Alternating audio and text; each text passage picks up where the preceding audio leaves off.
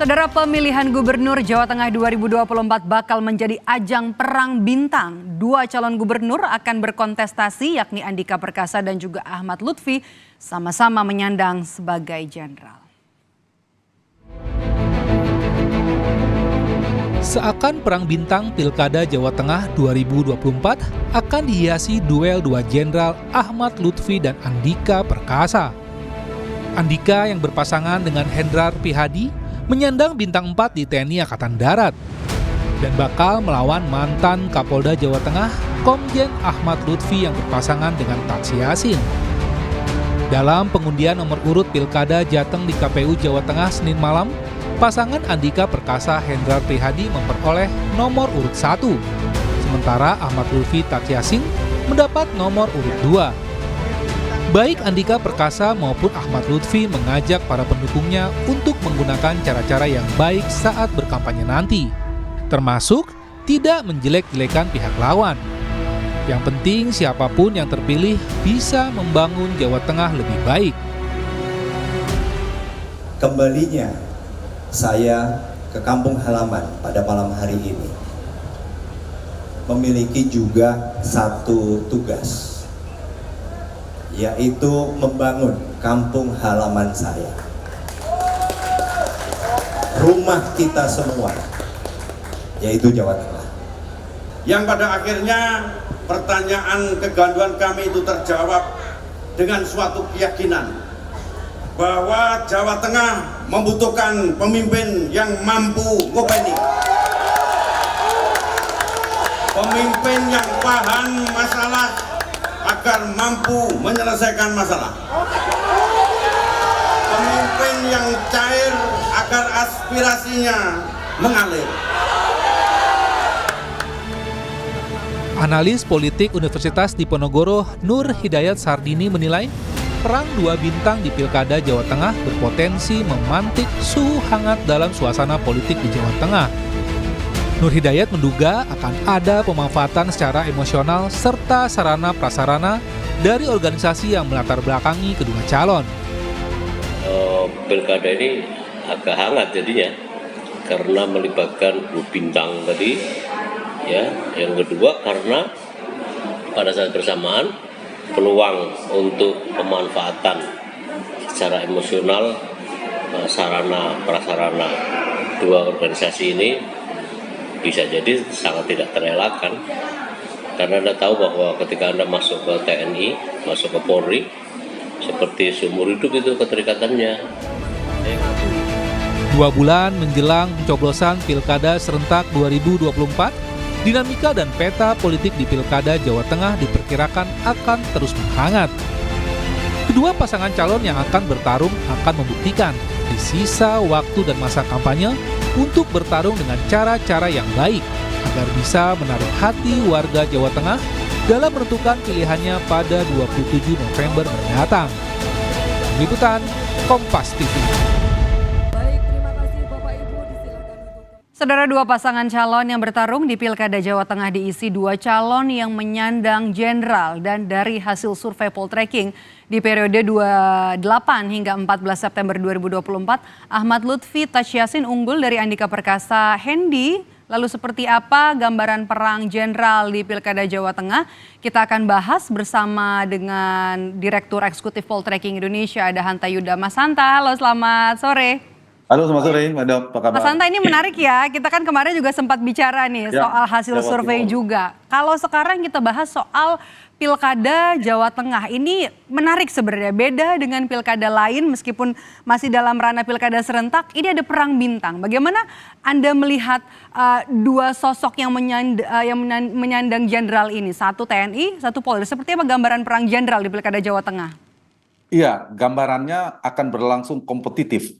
Jadi jaraknya mungkin tidak terlalu jauh nanti dinamikanya. Meskipun data per hari ini di survei poltreking yang baru saja kami rilis, Medop, itu memang cenderung lebih unggul Ahmad Lutfi Tatsy Yassin, yaitu angkanya 52,2%, kemudian 31,4% untuk Andika Hendi. Nah, selisihnya sekitar 20%, 20,8% tepatnya. Tetapi ada 2 atau 3 faktor. Kita tahu di pasangan Lutfi Tad Yassin itu mengandung incumbency, yaitu di mana Tad Yassin adalah wakil gubernur incumbent untuk petahana. Oke. Artinya itu mereka sosialisasinya lebih awal. Yang kedua, pilkada masih berlangsung 2 bulan, dinamika yang menyertai masih cukup dinamis. Dan yang ketiga, ada data kami menunjukkan swing votersnya masih sangat tinggi. Separuh pemilih, 48% masih mungkin merubah pilihan. Nah, dengan data itu menunjukkan bahwa dinamika elektoral perolehannya kemungkinan akan fluktuatif terjadi. Bahwa sekarang lebih tinggi Ahmad Lutfi, Tad Yassin, tapi tidak menutup kemungkinan Andika Hendra Prihadi juga bisa menyusul ketertinggalannya. Karena keduanya memiliki jejaring organisasi yang sama kuatnya, yang kita istilahkan perang bintang, ada bintang di pundaknya 3 dan 4 bintang itu adalah orang-orang kuat yang juga saya kira memiliki kompetensi dalam persepsi pemilih cukup tinggi. Jadi persebarannya juga kekuatannya kalau kita perhatikan secara geografis juga relatif berimbang. Jadi saya melihat kemungkinan dinamikanya cukup tinggi dan simpulan sementaranya kami memprediksi akan berlangsung kompetitif. 2 jenderal, 1 dari institusi Polri, 1 dari institusi TNI, tempat keduanya berasal. Ini apakah kemungkinan ada peluang kita katakan gini Mas Hanta, nge-backup lah untuk memenangkan masing-masing calon? Ada kemungkinan soal itu? Ya, tentu kemungkinan itu selalu terbuka, tidak bisa kita pungkiri. Tetapi kita sebagai pesan moral, demokratis, kita tetap harus menjaga 2 institusi penting di negeri kita, yaitu TNI dan Polri untuk tetap netral sesuai dengan undang-undang konstitusi kita. Secara kelembagaan tentu harus netral dan harus kita jaga independensinya. Tetapi seperti prolog Kompas tadi, tidak bisa dipungkiri karena kalau punya ikatan itu sangat panjang seterusnya, sangat kuat ya setelah menjadi purnawirawan seterusnya. Nah, ini saya kira harus memiliki komitmen yang sama dari semua elemen entitas yang akan bertarung di Pilkada Jawa Tengah, tidak hanya kontestan tapi juga pendukung, juga mesin politik, tim sukses, termasuk KPU penyelenggara, termasuk fasilitatornya dalam hal ini pemerintah dan juga aparat. Mas Hanta, mohon maaf saya potong dulu. Kami akan mengajak pemirsa Kompas TV untuk melihat situasi terkini dari gelaran deklarasi Pilkada Damai yang digelar oleh KPU Jakarta. Kita lihat ini adalah pasangan calon gubernur, wakil gubernur Ridwan Kamil Suswono yang sudah tiba di lokasi deklarasi kampanye damai yang digelar oleh KPU Jakarta. Deklarasi kampanye damai memang dimulai hari ini di sejumlah daerah. Salah satunya adalah yang saat ini akan berlangsung, yakni deklarasi kampanye damai di gelaran Pilkada Jakarta. Ada 3 paslon yang nanti akan mengikuti deklarasi kampanye damai, yakni adalah pasangan nomor urut 1, pasangan nomor urut 2, dan juga pasangan nomor urut 3. Nanti kami akan kembali memberikan informasi soal deklarasi kampanye damai yang diikuti oleh 3 paslon di Pilgub Jakarta. Saya kembali ke Mas Hanta. Mas Hanta, kita masih belum sampai nanti ya ke hasil survei. Mau bahas dulu nih soal tim sukses masing-masing. Justru tim suksesnya Ahmad Lutfi ini diisi oleh sejumlah jenderal purnawirawan TNI karena katanya mendapat tugas dari Prabowo sebagai Ketua Umum Partai Gerindra yang mengusung Lutfi. Ya, itu mungkin strategi untuk mengimbangi. 2 hal saya baca dari fenomena itu. Satu adalah untuk mengimbangi. Kita tahu Pak Andika adalah mantan Panglima TNI, jadi menjadi penting mungkin bagi Pak Ahmad Lutfi untuk mengisi militer-militer untuk mengimbangi kekuatan itu ya, pengaruh purnawirawan dan sebagainya.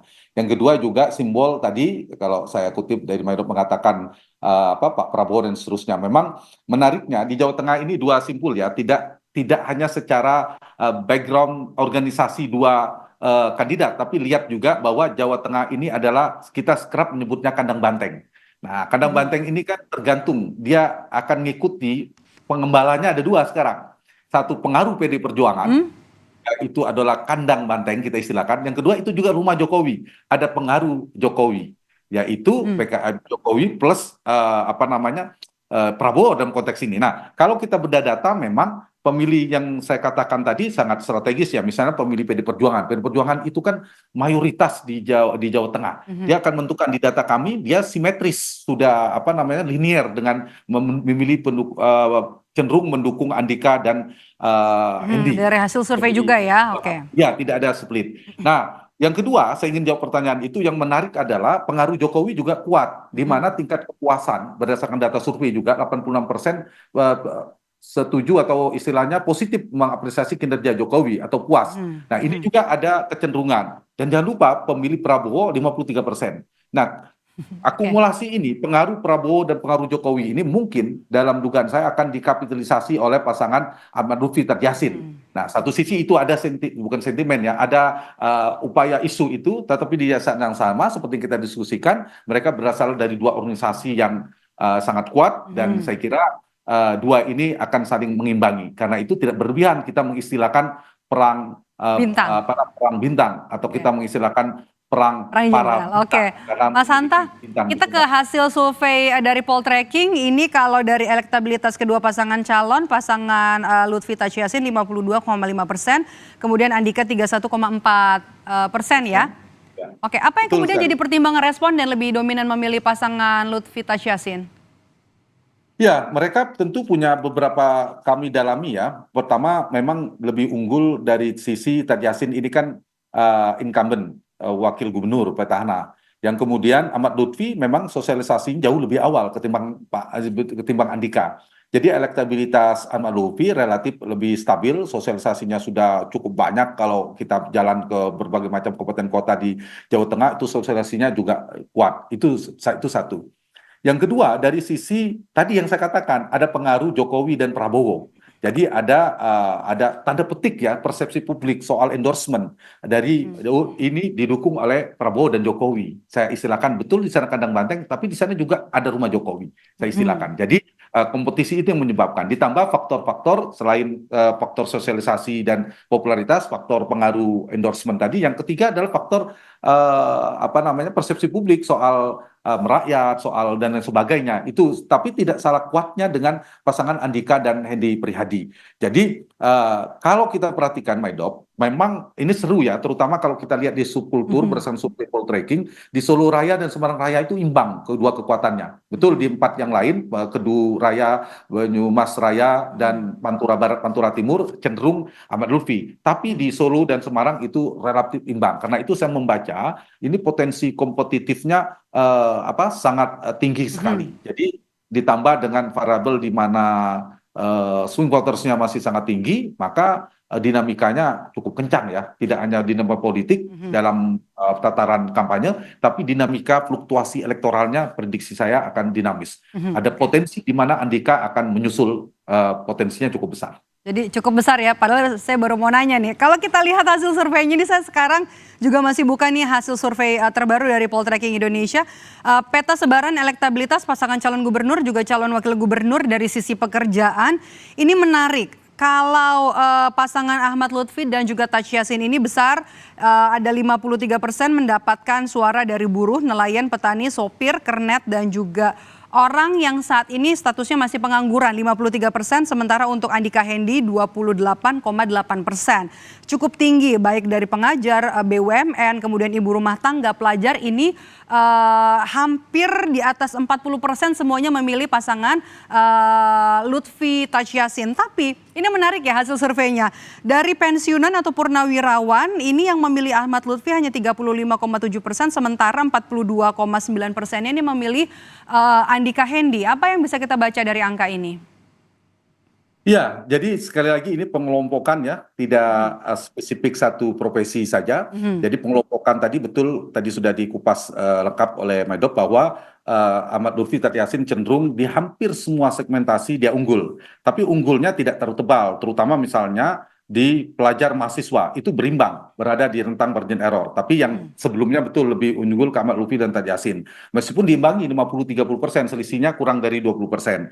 Yang kedua, ibu rumah tangga imbang. Nah, yang menarik memang meskipun klasternya sedikit, pensiunan purnawirawan cenderung lebih unggul Andika. Jadi saya tidak hendak membandingkan dua background dari dua institusi, juga tidak melihat dari jumlah bintang, tetapi paling tidak kecenderungannya per data per hari ini seperti itu. Tapi jangan lupa sebaran klasternya pensiunan purnawirawan tidak terlalu besar ya. Di sini 1,3% in MyDop. Sementara yang lain kan sangat tinggi sekali di atas 20%. Misalnya ibu rumah tangga 26%, pengajar pengajar pedagang dan swasta karyawan itu 30%, buruh nelayan tani dan seterusnya itu 34%. Jadi variabel yang di atas secara kuantitatif ya jumlah itu jauh lebih berpengaruh melihat klaster proporsi yang di atas, nelayan, buruh, tani dan seterusnya. Yang sementara yang purnawirawan, pensiunan itu kecil. Tapi secara kualitatif ini bisa menjadi tanda petik mesin politik, pengaruh politik yang bisa dikapitalisasi dalam masa-masa kampanye. Untuk paslon yang kuat suaranya di situ ya. Ini juga menarik nih, Mas Hanta. Saya mau lihat dari peta sebaran berdasarkan Pilpres 2024. Jadi masih ada dampaknya sebenarnya di Pilkada Jawa Tengah ya. Ini Anies Baswedan, suara Pilpres Anies Baswedan Muhaimin Iskandar untuk Ahmad Lutfi Yassin Maimun 63,8%. Sementara untuk Andika Hendi hanya 20,3%. Kemudian suara Pilpres Prabowo Subianto Gibran ini ke pasangan Ahmad Lutfi cukup tinggi ya, 60%. Dan juga ya kalau kita tahu pasangan Ganjar Pranowo Mahfud MD ini pasti tentunya suaranya akan ke pasangan nomor Andika dan juga Hendi 60%. Kalau kita lihat dari angka ini sebenarnya bagaimana membacanya, terutama untuk pendukung di Pilpres kemarin Anies Baswedan Muhaimin Iskandar yang angkanya cukup tinggi untuk pasangan Lutfi Yassin. Nah, sebelum masuk ke Pilpres, kita bandingkan dengan data partai, cross tabulasi kita. Partai itu pemilih PD Perjuangan satu-satunya partai yang linier, mayoritas memilih pasangan Andika. Sementara di luar PD Perjuangan semuanya Kim plus pendukung partai pendukung Prabowo Gibran dan partai pendukung Anies Muhaimin, artinya sudah Kim plus, termasuk PKS, PKB dan Nasdem gabung di sana, itu juga tidak mengalami split ticket voting. Semuanya mayoritas sudah solid lebih banyak ke Ahmad Lutfi Yassin. Sehingga itu linear juga dengan hasil Pilpres, di mana pemilih Pilpresnya, yaitu pemilih Prabowo dan pemilih Anies lebih banyak ke Ahmad Lutfi, sementara pemilih Ganjar lebih banyak ke Andika.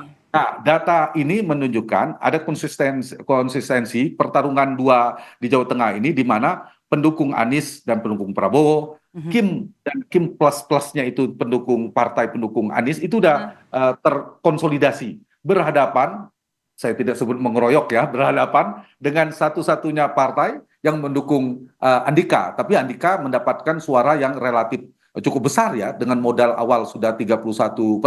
Kalau bisa melakukan semacam ada fenomena split ticket voting di mana partai-partai lain bisa menyeberang mereka bisa ada potensi untuk mengalami pertumbuhan secara elektoral. Jadi simpulannya dari temuan ini menunjukkan bahwa cukup solidnya terbelahnya pemilih pendukung partai, basis Pilpres, Prabowo Gibran dan Anies Muhaimin itu menyatu.